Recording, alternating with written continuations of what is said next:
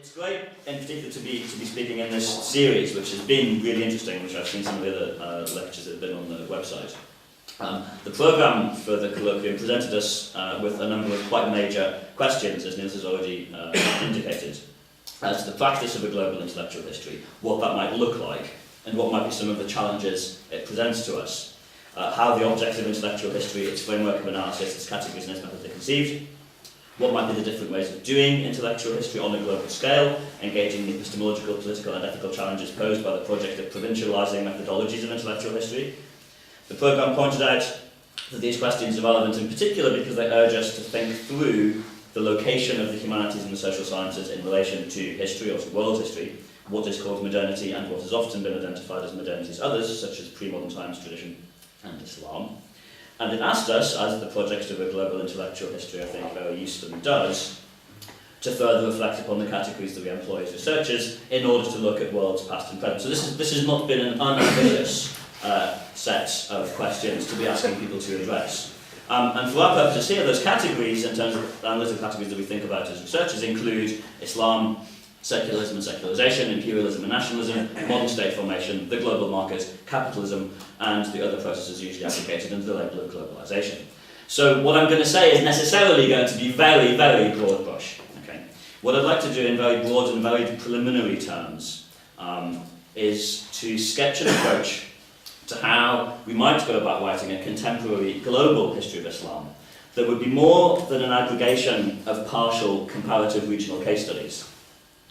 while simultaneously disavowing any kind of totalising, civilizational or universalising narrative. And here I'm thinking about the different approaches to global intellectual history as an emerging field that have been sketched out in particular by Samuel Moyn and Andrew Sartori, who was here earlier in your series, in their recent edited book on global intellectual history. And they distinguish between universal, comparative and social theoretical perspectives. And I'm going to try to marry the last two of those. Such a history would, I think, first of all, explicitly dispense with the often reiterated antinomy of, on the one hand, Islam as a singular closed system with a self-contained, as it were, communitarian civilization or history, and on the other hand, a secular public sphere constituted by individualised actors operating according to instrumental rationality as the condition of modernity, as imagined by the older versions of modernisation theory and the secularisation thesis. Despite the vast mass of scholarship that, for most scholars, has rendered this simple picture on both sides of the picture, both as regards secularisation and modernity and as regards Islam, very redundant, that picture does of course continue to exercise a powerful hold among policymakers and intellectuals, as well as in broader public perception, as constitutive of both what's often referred to as an internal crisis of Islam or a crisis in Islam, and of course in contemporary political terms, constitutive of our broader current condition in Europe and the Middle East, the framing of the attacks in Paris and Denmark recently as attacks, as instances of a secular modern freedom assaulted by a kind of medievalising form of Islamic belief. Despite the richness and the precision of a great deal of very thoughtful scholarship on particular areas, especially South and Southeast Asia, some of the Arab world, Iran and Turkey, and Islam in Europe, we still have no good general framework, it seems to me, on a global scale that might at least offer a more satisfactory account of Islam as part and parcel of, as a factor and a product of, what are conventionally seen as the major shaping forces of contemporary global history, rather than as standing outside of or over against them. Now, developing such an account involves, firstly, I think, a rethinking of secularisation and the secular, along the lines of a great deal of recent scholarship across several disciplines, in anthropology, global history, the sociology of religion, and the history of political thought, that since the early 1990s has taken the critique of what we might call the classical secularisation thesis as a subspecies of modernisation theory as its point of departure. On this basis, scholars have advanced four more subtle arguments about how we might not simply abandon secularisation and the secular as analytical categories denoting certain social processes and a certain domain of social life, but refine and redeploy them in the light of the very obvious challenges to the rather simpler expectations of earlier social theory, especially the stronger variants of so-called subjective secularisation, but also, of course, the older predictions about the eclipse of the importance of religion in public life more generally. These were expectations, of course, that since the late 1970s have been very obviously disappointed by the ways in which history has in fact played out, not just in the Islamic world, but everywhere from North America to the Middle East to Latin America to South Asia. And I'm sure I don't need to rehearse the literature, but just to give you some indication of the things that I'm thinking about, this is a literature that begins, at least in English, for example, with Jose Casanova's work in 1994, Public Religions in the Modern World. More recent examples include an edited book by Derek Peterson and Darren Warhoff called The Invention of Religion that was published in 2002. Very useful and important, to my mind, volume by Ira Katznelson and Gareth Stedman Jones called Religion and the Political Imagination that came out in 2010. Work on France by John Bowen. On Islamic society specifically, you might think of the work that Dale Eichelman has been doing for over 2 decades now, especially his work with John Anderson in 1999 on new media in the Muslim world, what they then referred to as an emerging public sphere. And also Eichelman's book with Amanda Salvatore, Public Islam and the Common Good, that came out in 2004. There's also been historical work by Kamal Karpat, Cemil Aydin and Nurullah Ardic on law, the state and religion in the late Ottoman Empire, by Qasim Zaman on comparative history of the ulama, especially in South Asia, by the anthropologist Maris Galet on Muslim consumers in China, by the political scientist Humayra Iqtidar on Islamist movements in Pakistan, by the anthropologist Darmi Rudniki on Islamic business practices in Indonesia, and that's only a very tiny fragment of an immense literature, and that's only what's been published recently in English. So there's enormous literature now to build on, it seems to me, in this regard. Secondly, such an account of the place of Islam, or perhaps more importantly or more precisely, of the shape of Muslim experiences in modern global history, would have to be global in thematic terms as well as in geographical scale. That is, it would have to integrate the social and economic, political and international, cultural and intellectual dimensions, not so much of Islamic societies as of Muslim life worlds, so as neither simply to repackage the discrete levels of, for example, international history, geopolitics, the Eastern question, imperialism and nationalism, familiar narratives, or the regionally defined social histories of Muslim majority societies, as in modern Middle Eastern history, modern South Asian history and so on, under the label of global history without really disturbing the contents of those narratives. And those need to go beyond just a collection of kind of juxtaposed regional histories. A global history must mean something more multidimensional than that. And it would have to draw on comparative history, grounded in detailed, precise study of particular times and places, while also attending, of course, to what global history has recently got good at, trans-regional and transoceanic connections and movements of people, power, ideas and goods. It would, I think, have to place all of these within a renovated overall social theoretical perspective. So what I want to do here, very rapidly, is first of all sketch why I think this approach is worth pursuing. Secondly, talk through what I think might constitute a reframing of our approach to Islam and secularity. And thirdly, to consider some aspects of what this history might entail in terms of the relations between 2 major domains of the argument. First, Islam and the state or governmentality, and second, Islam and the market or capital. And I don't have time to talk about the first of those tonight. My argument about this will be basically 2 things. Firstly, that a modern global history of Islam, seen as embedded in these modern global processes, helps us to see and account for what I want to call a new variety of variation in the forms taken by contemporary Islam. That is, the distinctively new and much expanded diversity of possible meanings and expressions of Islam relative to the older established range of variation historically embodied in sectarian variants, different schools of law, the Sufi Turuk, and so on.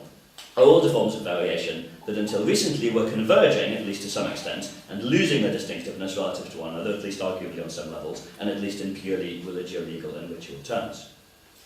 Secondly, and consequently, what I want to suggest is that this helps to explain an apparent paradox between what might be seen as the 2 most defining features of the history of Islam over the last, say, 130 years. On the one hand, persistent calls for Muslim revival and unity, both a theological emphasis on Tawheed, the unicity of God in doctrine, and a socio-political translation of that into a political and social language of ittihad, wahda, of unity in social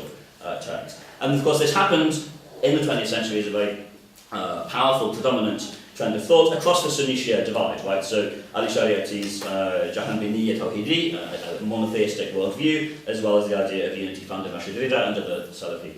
thinkers since him. This centrality of unity as an aspiration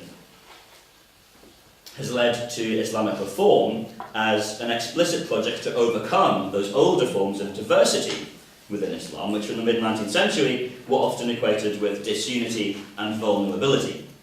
a concern quintessentially captured, at least for Sunnis, in anxiety over the abolition of the Caliphates in 1924, and subsequent aspirations to reinstate some form of universal Muslim sovereignty, now claimed, of course, in hideous caricature by Daesh in Syria and Iraq.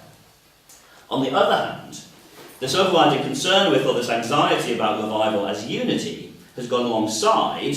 or has itself resulted in, the emergence both of the highly aggravated sectarianism and fragmentation of the social movements that make up so-called political Islam, and the enormously proliferating and individualised styles of consumption that make up what we might call market Islam.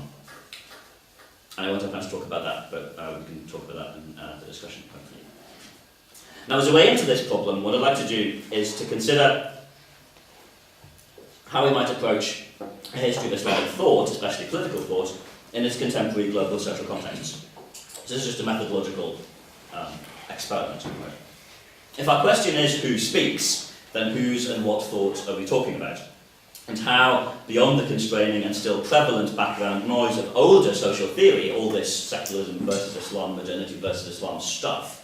how, beyond that background noise, might we better hear it? Well, if we're to escape from a self-enclosed, civilizationally defined Islamic history, we can't, I think, be satisfied with an intellectual history of an elder, canonical, conventional type, with an internalist history of texts produced by great thinkers, working within a self-identified Islamic tradition. History which might simply be juxtaposed to an equally self-contained and frequently, let it be said, self-satisfied history of Western political thought. Although we do, of course, need to take account of the fact that this is exactly how self-consciously Islamic thinkers have often understood themselves and their own practice. That is, they've understood themselves, of course, as being situated in continuous dialogue across time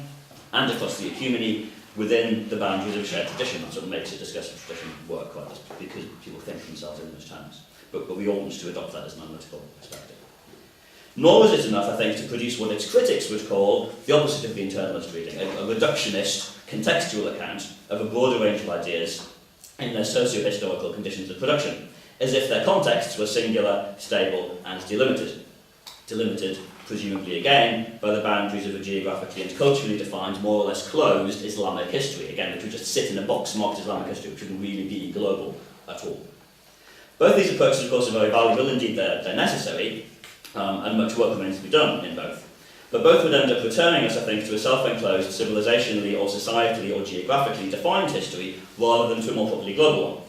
Even if some of the contexts and the individual thinkers' itineraries we might identify, especially since the 1880s, might be very mobile, transnational ones. And indeed, that would be the case. There'd be very mobile, transnational, transcontinental figures that we'd have to look at, begin with Jamaluddin al-Afghani, and move on from there. But it would be better to be able to produce a reception history, perhaps even better a circulation history of texts and the ideas contained in them. It would be extremely illuminating, especially for the later 19th and 20th centuries, but also in seeing the modern and contemporary periods against a much longer durée, to track texts and concepts as well as people, genealogies, saintliness and Sufism, origin stories, conversion and so on, across space and time, between South and Southeast Asia, the Middle East, Europe and the Americas, and some very interesting work has also been done in this regard. Think of the models that have been provided for us, especially by historians of the Indian Ocean world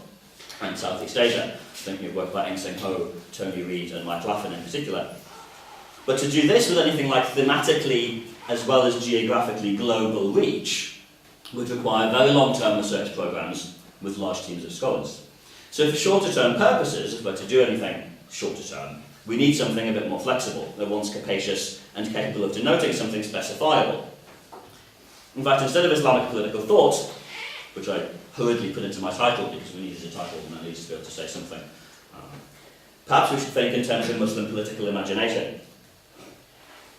In place of Islamic thought more broadly, in its specifically religious or cultural aspects, we might perhaps think of Muslim imaginations more generally. Or we might build here on the useful comparative work that's been done, looking, for example, at the different articulations of other religious traditions with different forms of what Stedman Jones and Katznelson have called political imagination in a comparative context. So I think it gives us a much more capacious, much wider, much more flexible framework for thinking, and gets us away from those older models of intellectual history that, in fact, I think are too constraining. In that sense, we'd be looking not simply at what has been written in texts and what those texts authors may have intended by what they wrote, but at the broader, more socially diverse and creative ways in which ideas might be seen to have been put to work in society or politics. And here I'm borrowing from Gregory Starrett's work on contemporary Egypt. but also from Andrew Sartori's ideas, his work, for example, on Bengali cultivators who come to inhabit a discursive political economy that we talked about earlier in this series. Thought, in this perspective, is interesting principally as a form of practice. Ideas and objects are interesting as factors of practice, forming themes and motifs that are constantly reinstituted in new contexts, in new times and spaces, by new actors. So we're thinking about a history that is much more capacious, much more fluid, much more mobile, it seems to me, than simply thinking in terms of genealogical transmissions of thoughts, of ideas, of text across time. And the great advantage of this, I think, is that such an intellectual history with an emphasis on praxis might have the advantage, in particular, of enabling us to see more clearly how what we might think of as secular concerns have been central to Islamic thought, and to see Islam as practice, rather than as disembodied doctrine, even less as a self-contained, more or less inert civilizational system, and certainly not as timeless, free-floating ideas, as embedded in the secularity of modern life. This, rather than the sterile old argument about Islam's so-called incompatibility with secularisation, as understood in the 1950s, and its inability to meet the challenge so-called modernity, might give us a better analytical purchase on the discernible anxieties in Islamic thought and in Muslim imaginations more generally, at least since the mid-18th century, about how to revive, reform, save Muslim society in the modern world, and over the place of a good society and a good believer relative to the political order of the world. Now the question then becomes, how have Muslims inhabited a thought world shaped in part, and never exclusively nor entirely, but durably and significantly by something that they call Islam, that is bound up in and constitutively part of the broader patterns of contemporary world history? How, conversely, have those broader structurally transformative forces of world history become part of specifically Islamic histories? That's fine, but that's all very abstract, right? So let me give one example to ground this otherwise seemingly abstract way of putting the question. My example comes from a very good book by an anthropologist in Britain, Magnus Marsden, which some of you may know. Magnus Marsden's ethnography of what he calls Islamizing processes in northern Pakistan, a book called Living Islam, that came out in 2004. Studying the Chitral district in the mountains of the northwest frontier province in Pakistan, Marsden pays particular attention to the anxieties attending life on the precarious edges of the global economy in a very, as it were, remote space. Not most people who live there, but remote by global terms. As well as in locally and globally contested moral and spiritual economies, where the intimate and also the socially vital question of how to live as a good Muslim is synonymous with more simply how to live a good life, and where the possibilities for answering this question serenely for ordinary individuals have been thrown into confusion by militant Islamic reformism, what Marsden calls Talibanization, very pertinent, of course, in that particular region on the Afghanistan-Pakistan frontier, by the restriction of economic opportunities, more recently, one imagines, by the frequency of the American military's drone strikes, although Marsden doesn't talk about them, and more generally by the variety of competing claims to or forms of Islam, and the difficulty of asserting any one of them as one's own without risk of censure or worse. Chitral, with all its very specific particularity, can be taken as a microcosm of a much wider and more dispersed set of concerns, it seems to me. Here, as in many other places, these anxieties, and the often conflictual and sometimes violent ways in which different claims to authentically Muslim experience, practice, and subjectivity contest with one another, can be very intense indeed. At the extreme, of course, they've been manifested in recent decades in sectarian killings in Pakistan or Iraq, in the Takfiri jihadism of various militant groups in Egypt or Algeria, in the insurgencies of Ansar Din and Boko Haram in northern Mali and Nigeria more recently, and of course in the dystopian pseudo-caliphate of Daesh at present in Syria and Iraq. But they're also expressed in a much greater variety of ways, in much more quotidian and much more personally embodied ways, by Muslims wherever they live, all over the world. In every case, I want to suggest, these anxieties have been produced by the larger socio-political and economic conditions of adversity and insecurity, as well as of opportunity and aspiration, within which Muslims have recently found themselves. These tensions have not been produced internally within Islam as a distinct and separable sphere, some kind of pathological holdout of the religious in a world that ought to have become secular but unfortunately didn't, as in the various diagnoses of the crisis of Islam. Here obviously I'm thinking about Bernard Lewis and all his fellow acolytes. Rather, they're the result of the embeddedness of Islam as a global religious system of meaning, symbols, authority structures, narrative plots, and embodied practices within the material, socio-economic, political, and cultural conditions of everyday life. So, thinking through, as we've been asked to do, the location of the humanities and social sciences in relation to history, what is called modernity, and what have often been identified as modernities others, including perhaps now especially Islam, must mean asking how to relate comparative histories of discrete and particular cases to world historical processes. And by world historical processes, I don't mean universal processes, the familiar organising categories of modernisation, capital, rationality, secularisation, as singular, self-contained and self-constituting. As if these forces arose, as in the older Eurocentric narratives, integrally within European history and then expanded out into the rest of the world for good or for ill. Instead of universal and linear, homogenising and integrative, these have been very unevenly, indeed contradictorily, transformative forces, as is now, I think, clear and probably uncontroversial. But they plainly have operated on a global scale. Indeed, it's their globality, as it were, that makes a global history imaginable at all. And so their instantiations and their effects on the global scale have to be apprehended somehow if we're to account for them adequately from a historical perspective other than a provincially European or a globally Eurocentric one. Here I'm thinking of Chakrabarty's account of a kind of irreducible Eurocentric history one, the older history of modernity centred in Europe and expanding outwards and dominating epistemes throughout the world, to which multiple versions of non-Western history too would be discrepant or vernacular, but with which they can never be equal, and in the constitution of which, crucially, they play no part. And one of the great critiques of Chakrabarty, of course, is that all of these discrepant alternative vernacular history twos can't ever play a part in the constitution of the world transformative forces which for him remain identified with history one. I think we need to problematise that dichotomy somewhat as well. In attempting to reframe histories from the global south in terms of a more multidimensional picture of such processes, a fruitful line of inquiry has opened up in some recent contributions to the debate on whatever might be left of the secularisation thesis. A line well expressed, I think, by John Bowen in a 2010 article in Comparative Studies in Society and History. Distinguishing between studies of secularism rather than secularisation, distinction is important, as conceptual genealogy, as has been the case in philosophy and political science, or as political dilemma, that is, as means of governance, studies that are usually done in anthropology or history.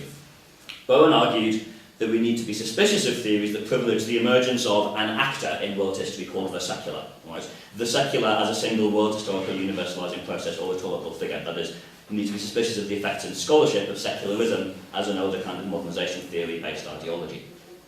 We should instead, he suggests, pay attention to specific regimes of secularism, or what Ira Katznelson and Gareth Stedman-Jones have called multiple forms of secularity, that emerge in particular practices of governance, what Bowen calls different projects of encompassment. Encompassment, that is, of the religious dimensions of life, by competition for, or by the exercise of, political power in particular cases. This is the approach, says Bowen, that bears most fruit for students of history and society. And I agree, I think this is good, this is helpful. But how then do we recapture general patterns on the scale of global history, as I was saying earlier,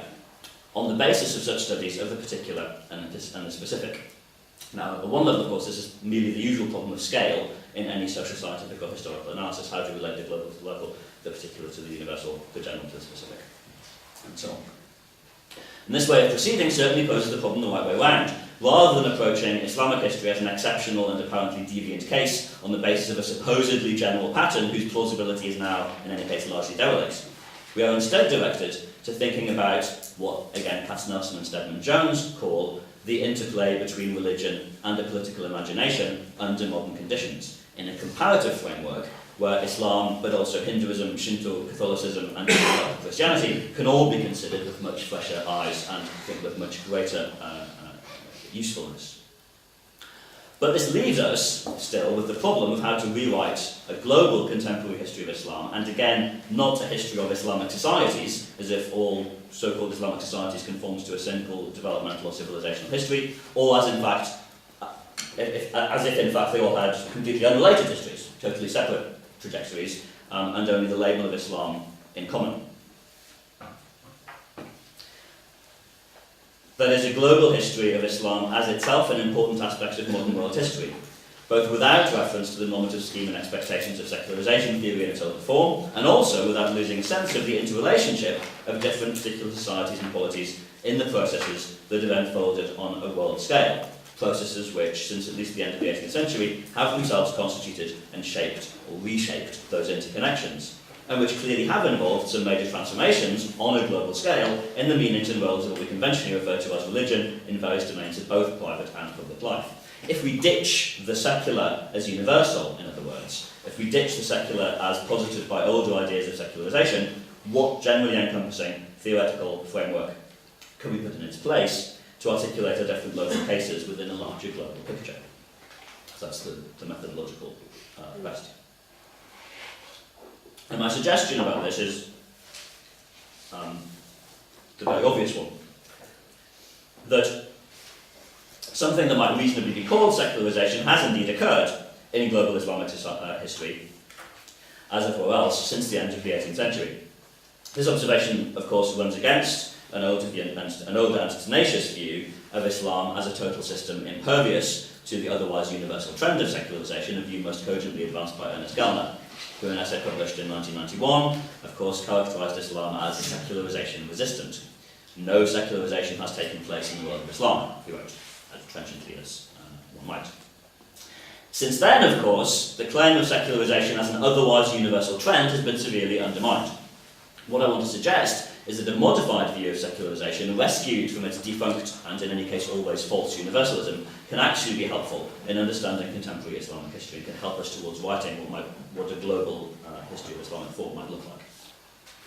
The historical developments that, in an older Durkheimian view, were seen to constitute the material basis of what older social theory anticipated would be the secularisation of society, after all, have, of course, profoundly shaped Muslim societies since about the end of the 18th century, in the sense of effecting a differentiation and specialisation of social spheres. The proliferation of specialisms and the growth of their relative autonomy from one another, the effects of the division of labour, the adoption of machine technologies, the commodification of labour, and the marketisation of social relations, and the construction of the modern bureaucratic state. And I take some comfort from the fact that these observations have also been made within Islamic tradition by some Islamic thinkers, notably by al-Qa'ida, who's made this kind of a central point of his own theory of the development of Sharia. It's important to distinguish this process from what it's often been ideologically conflated with in European history,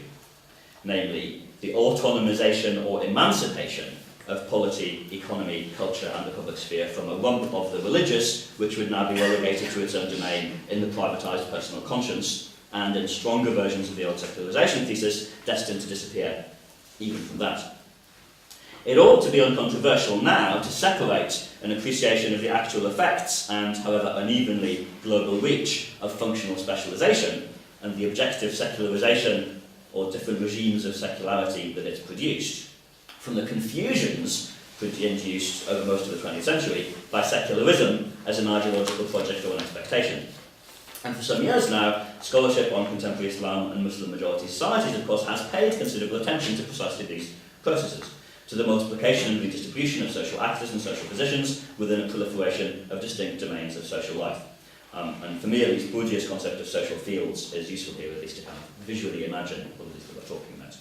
These are domains or fields that emerge relative to each other as new spaces of subjectivation come into being through new patterns of work, family, schooling, social mobility and migration, professionalisation and proletarisation, political socialisation, class formation and mass politics. And such new spaces of subjectivation emerge also through and alongside new means of expression that are ideological and linguistic as well as technological. So new horizons of thought, new vocabularies, new conceptual means of imagining oneself as living, as Koselleck has shown historically, as well as the readily identifiable media that support such expressions. So again, classically, the telegraph, the periodical press, cinema, the novel, the portable camera, radio, TV, the internet, Twitter, and Facebook. The religious as a category, now newly identified or newly objectified specifically as such, is of course a product of this proliferation and diversification of social fields. And indeed, the very identification of a newly discrete and autonomous religious sphere, identified as such, relative to society and the state, that has emerged in place of pre-modern practices and perceptions of Islam as the total discourse of Sharia, which encompasses all domains of life, can itself be embraced and has been embraced by religious actors as a privileged space in which to reconstitute and advance their own social agency as authority, as Muhammad Qasim Zaman's work has shown for the ulama in Pakistan. So in Pakistan, the ulama take the idea that there is a specifiable religious sphere as a space in which they can constitute their own social authority. Right? So the Deobandi Madrasa is a particular place, a kind of safe haven away from the riots on the other side of the wall, in which ulama can constitute themselves anew as new kinds of social actor, in which they can terrain on which they can build to advance claims relative to the state and to society. So this is an objectification that, of course, religious actors themselves can and do use. But just as rationality can't be considered as having emancipated itself in a growing secular sphere opposed to what would now be designated simply as a retreating superstition, again in terms of the older secularization thesis, religion has never simply been evacuated as a totality from all of the domains of social life, nor has it been restricted to its own proper domain, again as secularization theory thought it would be. Rather, it too has been transformed, diversified, taken on new specialised forms that have adopted new positions and are expressed in new idioms in different domains of life through new media by new social actors. The religious, in other words, is an idiom or a domain of the human collective experience and of human subjectivity that has been reconstituted along with everything else in this process of functional specialisation. The contemporary forms taken by Islam and the ways in which Islam is lived by Muslims or encountered by non-Muslims across these differentiated domains of social life around the world are evidence of this proliferation and differentiation. In an important way, they're simply another manifestation of the superabundance of new things that capitalism and the state have brought into being to fill out the modern world and to fill out the lives of modern people, whether they're Muslim or not. A contemporary global history of Islam, then, has to look for its objective analysis well beyond the demarcated realm of religion, in a much wider marketplace of culture and of politics. In the objectification or the commodification, what we might loosely call the repackaging or the reconstitution of Islam as experience, as practice, across the differentiated spheres of social life that the market and the state, what as Casanova called the primary secular spheres, have brought into being. Now this variety of these forms or aspects of Islamic expression or experience that I'm talking about can be reduced, I think, for analytical purposes to 5 main areas, again to give some more practical context of what I'm talking about rather abstractly. These are 5 main areas that are not necessarily separable and even less mutually exclusive in the experience of any individual believer, of course. First of all, we might begin with the obvious fact of Islam as a private religion, as an individual interior belief, spirituality or faith, embodied in the subjectively experienced disciplines of ritual practice and in a personal orientation to the world in terms of a set of values, however they might be believed in or acted upon or not. Believers, of course, frequently honour what they believe by not observing it as well as by observing it. And this is true of Islam and of any other religion. Such private religion is not necessarily privatised, however. Witness the importance of the very personal, interior, mystical dimensions of Islam for both Ali Shariati and Ruhollah Khomeini, both of whom, of course, also had very highly developed conceptions of Islam as a militantly public and necessarily political force in the world. Let them stop them writing about Irfan or writing about the interiority of faith and about the mysticism of the Sufi tradition in extremely compelling and very personal ways. So first of all, Islam really does exist as a private religion. Secondly, Islam is culture. A set of practices of everyday life, a repertoire of behaviours and attitudes, of dispositions, forms of dress, etc., the outward signs of community adhesion and internalised norms and values, or at least symbols and narratives, particular forms of self-expression with which one identifies and which provide a cultural identity. And indeed, this would be Islam as identity in the modern world. Whether or not the individual is religiously practicing, right? So one can identify as a Muslim culturally without necessarily being a very practicing person. Thirdly, Islam is a public religion, again working outward, as a socially active programme for the proper regulation of interpersonal affairs and public morality, which may be apolitical, which may manifest in grassroots organising for social reformism from below, and may in fact be specifically averse to participation in politics, viewed as both corrupt and risky. So there are many forms of Islamic activism, of course, which is specifically about getting away from politics, and not about getting involved in politics because politics corrupts and religion ought to be kept apart from politics. As, for example, the practice of the Da'wah Salafiyya in Egypt prior to 2012, when they couldn't resist forming a party and getting involved, of course. And, of course, Islam as a public religion, in this sense, as a socially active programme for the reform of society from below, can also feed into the fourth form, Islam as an ideology, what we conventionally refer to as Islamism, a political project and platform for bids for power to capture the state, or at least to gain leverage over the state apparatus for lawmaking and shaping society from above. And this would be the form within which all of the familiar Islamist organisations would fit. The Jamaat Islami in Pakistan, the Muslim Brothers, or at least the electoralist faction of the Muslim Brothers in Egypt, until recently, Hamas in Palestine, the AKP in Turkey, the PJD in Morocco, PAS in Malaysia, and so on. And to this fourth form, political Islam, or Islamism, I would add a fifth and quite distinct form, Islam as a kind of contemporary eschatology, an apocalyptic or millenarian redemptive ideology of struggle for self-realisation through martyrdom and the purification of society through the establishment of an ideal community. And this form, it seems to me, although often conflated with Islamism, is actually, I think, post-political, in the important sense of being beyond mundane political struggles over power and distribution of public goods, at least in the conception of its actors, it seems to be. Not very interested in reforming the state in place, but very interested in bringing about a sort of end of time in which an ideal community of justice and morality might be brought into existence under the perfect sovereignty of Islamic law. This, of course, is a form of utopianism, structurally similar to 19th century European utopian socialism, but perhaps in view of the role played in it by redemptive and spectacular violence, it's more akin to later mid-20th century redemptive revolutionary ideologies of the far left or right, again on a global scale, Nazism or some variants of communism, the Khmer Rouge in Cambodia, for example. And to some extent the Taliban in Afghanistan in the late 1990s expressed this, and of course al-Qa'ida and Daesh express it too. Now these forms or these aspects or imaginaries of Islam make up then a diversified set of languages, practices, possible social roles or styles, all of which are available to Muslims, who today can define and express themselves as Muslims through any or any combination of these. And while any Muslim might identify with any or all of them to different degrees at different times or simultaneously, or might identify with one and not at all with any of the others, these different forms are of course also in competition with each other. Muslims do and can of course argue among themselves about which of these is most or more appropriately, legitimately or truly Islamic. Now it's important to specify something at this point relative to this idea of proliferation and multiplication of different expressions of Islam, because I also want to argue, just as much as against the notion of Islam as integrally secularisation resistant, also against the older idea of secularisation as disenchantment and salvable. The fragmentation of a putatively holistic pre-modern worldview in which the temporal was bound up with and encompassed in the divine or the cosmic before, again, in the terms of the older secularisation thesis, emancipating itself from religion with the onset of rationality and science. It's not so much that Islam as an integrated pre-modern worldview was fragmented into these multiple forms, because of course, like any other religious system, it was never singular or whole, never a singular system in the first place, despite what both the Neo-Orientalists and the radical Islamists claim. And despite the fact that it has actually lived in any particular pre-modern society, Islam was surely perceived by most Muslims as what Brinkley Messick, writing about Yemen, has called a total discourse. That is, Sharia, as God's way laid down for humanity to follow, necessarily encompassed all of life. Not that there was nothing outside the text or nothing outside the law, but that there was nothing, at least nothing lawful, beyond the writ of the religious. Nonetheless, of course, from its formative period onwards, Islam always took a diversity of forms, especially in sectarian differences, as we all know, arising out of political competition for the succession to the leadership of the community and the prophet.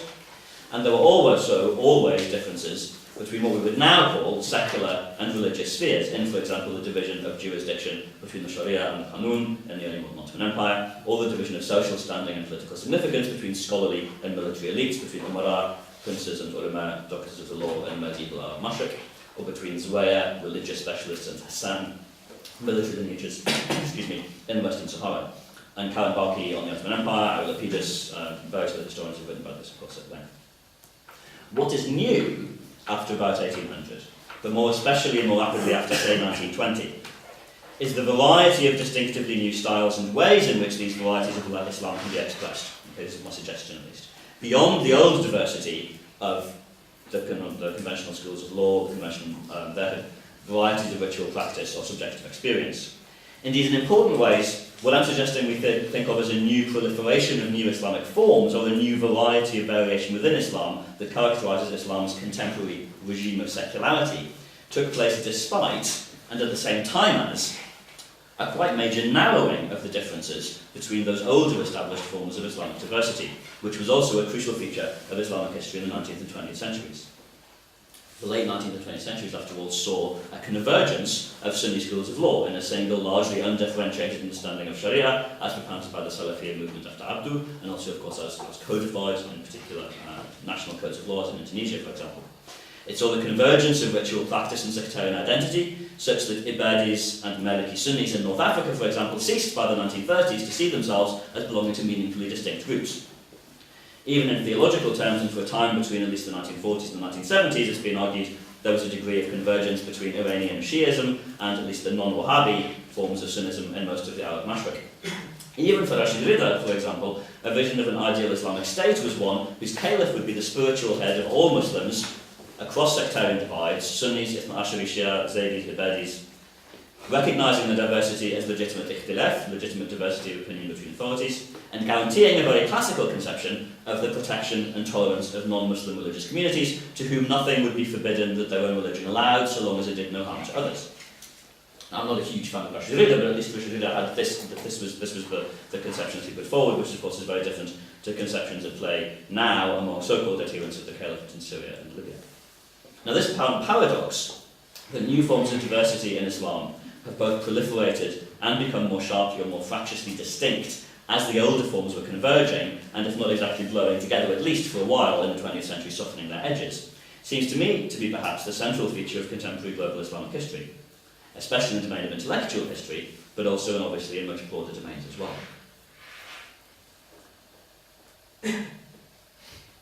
So my suggestion is that as developments beginning in the late 18th century, and increasingly over the course of the 20th century, in the so-called primary secular spheres of the market and the state,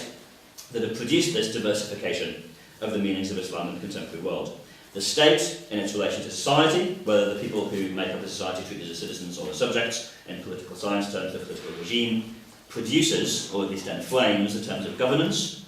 the spaces of law, public order and morality, the languages of political legitimacy and contest, the means of political mobilisation or oppression, within which competitive claims about or in the name of Islam are made.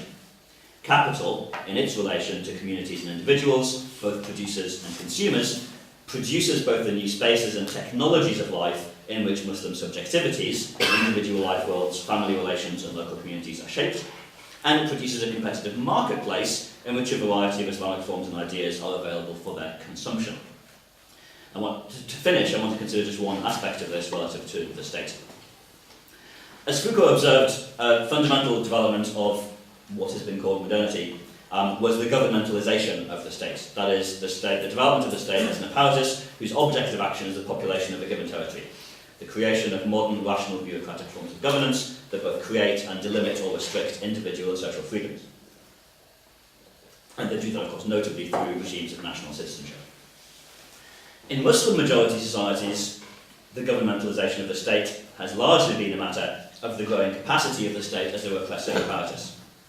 even as it increasingly, in the 19th and 20th centuries, spoke the languages first of constitutionalism, then of good governance and eventual self-determination under colonial rule, then of popular national sovereignty, revolution and development. The politics of nationalism and the functioning of the territorial nation-state from the 1920s onwards made sectarian, confessional cooperation essential in the political systems of, for example, Iraq, Syria and Lebanon from the 1920s to the 1950s, and blunted the uncompromisingly proselytizing edge of sectarian revivalist movements. So Saudi Arabia, in Saudi Arabia, for example, the dynamic of Wahhabi expansion, of course, was limited by the containment of the new kingdom within borders that had to be negotiated with the British in the 1930s, the taming of the Ikhwan, and relative toleration of the Shia after the 1930s. Because Ibn Saud wanted to create a state that was going to function as a state, and therefore that took priority over the initial expansionist movement dynamic of the page. And at the same time, these same processes have politicized conventional identities, a process already begun in the former Ottoman territories by the political and economic pressures of the mid-19th century, as historians of the late Ottoman Empire have abundantly demonstrated. Giving these confessional or sectarian identities new meaning in the political sphere as markers of political community, as demarcations of minority or majority political relations, and thereby as political lines of mobilisation and antagonism, as of course became abundantly clear in Lebanon from 1958 to the 1990s, in Iraq after 2003, in Syria since 2011, and in the politics of religious orthodoxy and persecution of minorities in Pakistan. And the embodiment of Muslim political societies in national states within the international society of states, again the governmentalisation of the state and society in these terms, has also of course had the effect of making Islam as a cultural and political force an element of competitive foreign policy, such that most notably the intensely inflamed sectarianism of recent times has been, among other things, a function of the geopolitical positions of Saudi Arabia and the other Gulf monarchies on one hand, and Iran on the other. Domestically, as Henri Sanson observed in the case of Algeria in a book written in the 1970s, domestically, Islam has served in almost all cases in Muslim-majority societies as both the religion of state, whatever significance might be accorded to that phrase, but it's a phrase that is frequently found in constitutional provisions, and as the state's religion. That is, Islam has served as both the transcendent norm in the name of which the state claims to govern, and as just one more object of bureaucratic management by the state, through ministries of religious affairs, nationalised wakaf administrations, solid qadis and imams, officially prescribed religious educational curricula in schools, and so on. In Sanson's phrase, Islam reigns, but the laity rule. And this has been true almost everywhere. And Sanson, back in the 70s, in a book that doesn't seem to have got a great deal of attention, called Les Islamiques en Algérie, Islamic secularism in Algeria, considered this as an example of a kind of secularisation from within Muslim society, and in fact saw it as a model for what was going on more generally in Muslim majority societies.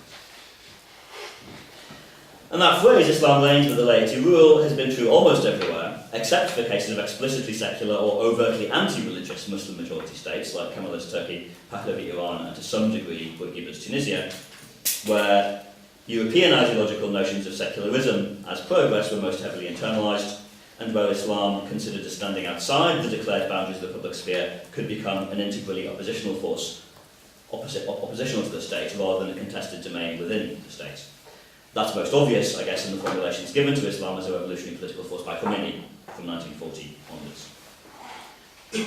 But in these cases, Islam could also, as in both Tunisia and Turkey, take the form of more reformist movements capable of negotiating their space in plural political, cultural environments once those environments were pluralised and once Islamic actors were allowed back into them. The tendency elsewhere, except in these few explicitly secularising, secularist cases, has been to the expression of Islam in official slogans, formulaic references, and over time, of course, as with Arab nationalism, increasingly hollow claims to the rootedness of regimes in Islam, among other things, which of course opens space for the reappropriation of Islam as a register in which critiques of the regime in place could be effectively articulated, often in very utopian terms, as in Algeria, Libya, Egypt, and Pakistan. Such critiques might mobilise bottom-up social movements for social reform, or vanguardist cadre parties seeking to capture the state and Islamise societies from the top down, or both, as has been the case at different times and to different degrees for both the Egyptian Muslim Brothers and the Pakistani Jamaat.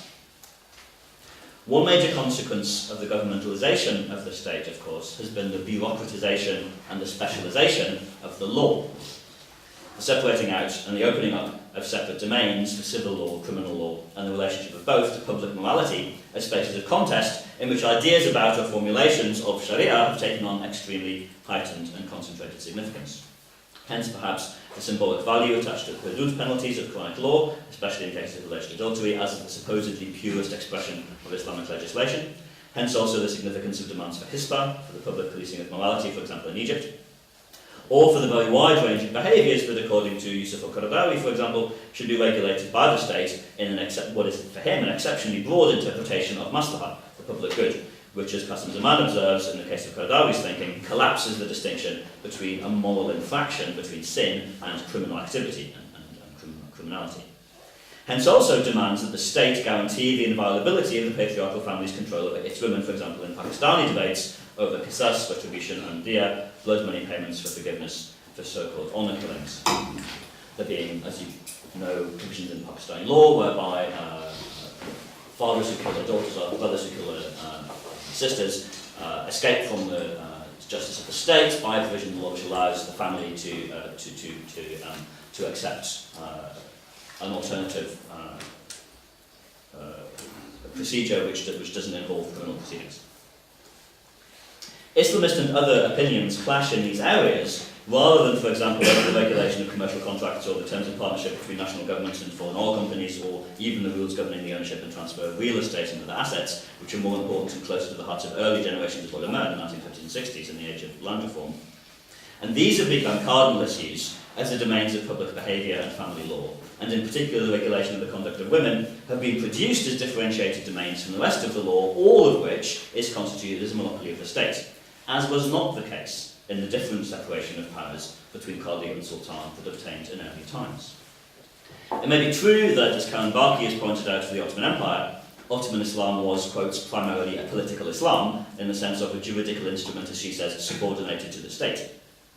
But while siyasat, the sultanic authority considered necessary to guarantee order, was therefore politically prior to, and in political terms trumped, shariat, divine law, that very division of legal sovereignty reflected the appreciation that the state was not the origin, the sultan was not the ground of sharia. His rule was the condition of the implementation of sharia, but state law, siyasat, qanun, was law of a different kind to sharia. Right? And in as far as the Sunni ulama were usually concerned, ever since the 9th century, their corporate independence of political power was itself the guarantee of the rule of law rather than of kingly despotism. Right? So the fact that the ulama were independent of the sovereignty of the sultan is the only thing that allowed the sovereignty of God to actually be enacted, because otherwise it was just the despotism of kings. But for Islamists from the mid-20th century onwards, notably for Maududi and his followers, both in Pakistan and the Arab world, Sharia is collapsed into the power of the state itself, in a very considerable expansion of the state's prerogatives, not only relative to liberal theories of the state, as Western liberals bemoan all the time, but relative to most of Islamic history.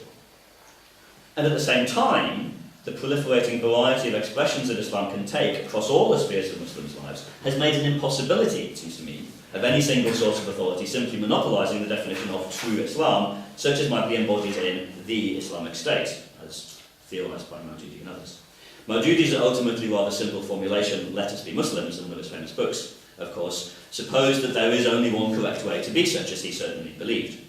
But although claims to that effect might be made today with increasingly exclusivist and intolerant fervour, it's no longer achievable. Instead of Maududi's simple homogeneous social moralism, being Muslim today is a competitive market in which Islamists too, of varying stripes, are only one part, and in which Islamists too have their own internal competitive markets. The Jamaat Islami and the Jamaat Ulama who compete in Pakistan, the Harakat al-Islam and the PJD who compete with each other in Morocco, Hizbullah and the Muslim Brothers who compete with each other in Egypt, and so on. So, against the grain of more broadly dominant perceptions, which are both understandable and unhelpful in the wake of the murders at Charlie Hebdo and in Copenhagen and elsewhere, of an unremitting global struggle between secular freedoms and Islamic anti-modernism, so-called, to consider the secularity of Islam is to do nothing more than to direct attention to the practical material conditions of modern life, the temporal, the division of labour, state formation and the marketisation of social relations, that determine the conditions under and the spaces in which modern Islam exists, and in the end this is a very obvious thing to say. The religious, conceived of as a distinct domain of personal or social life, is neither autonomous from the temporal nor really separable from it. It's neither determining as a total system of meaning, nor is it simply subordinated to worldly power as a dependent function of instrumental or, in the reductive sense, ideological reason.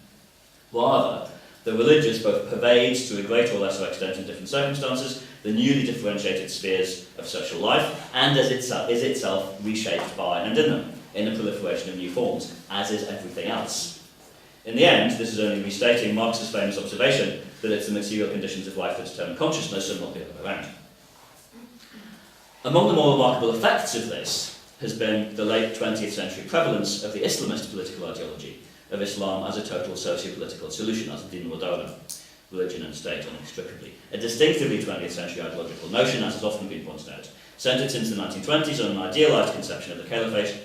that had itself become imaginable only in those terms, only itself through a very recent history, right, since the adoption of a pan-Islamic foreign policy posture by the late Ottoman Empire under Abdulhamid II. This was a notion of religio-social unity formed in reaction against the fait accompli of institutional specialisation in socio-economic and political life, combined with the spread of European imperialism since the 19th century, as Sami Zubaydah has pointed out. But it was also, I'm suggesting, a product of that very differentiation of social fields, part of a set of world historical processes of which imperialism too was only part. It evokes an idealised, mythical and ahistorical status quo ante, when in fact the longest span of Islamic history was always characterised by de facto, if not necessarily de jure, functional if not formal separation of powers between the state, usually thought of by scholars in relatively pejorative terms under the label of kingship, and the clerics, which was precisely what permitted the rule of law in Islamic terms. Islamism's inability to realise a recovered rule of Islamic law for the creation of what it sees as a good society today, its political vacuity at best, as demonstrated in the case of the Muslim Brothers' brief tenure in government in Egypt, and its abyss of amoral inhumanity at worst, as enacted in hideous caricature, and the hideous caricature of the Islamic Caliphate state of al-Bakr, demonstrate Islamism's own historical superficiality, its lack of real grounding in the longer and richer Islamic history that it seeks impossibly to recover, and its own historical character, as a product of not a holdout against the effects of the modern world historical processes in which the worlds of Islam have long been caught up.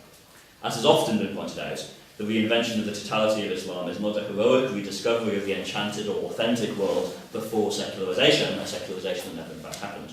but an anxious reaction to and a product of the processes for which older theories of secularisation have tried, mostly unsuccessfully, to account. Thank you very much for bearing with me.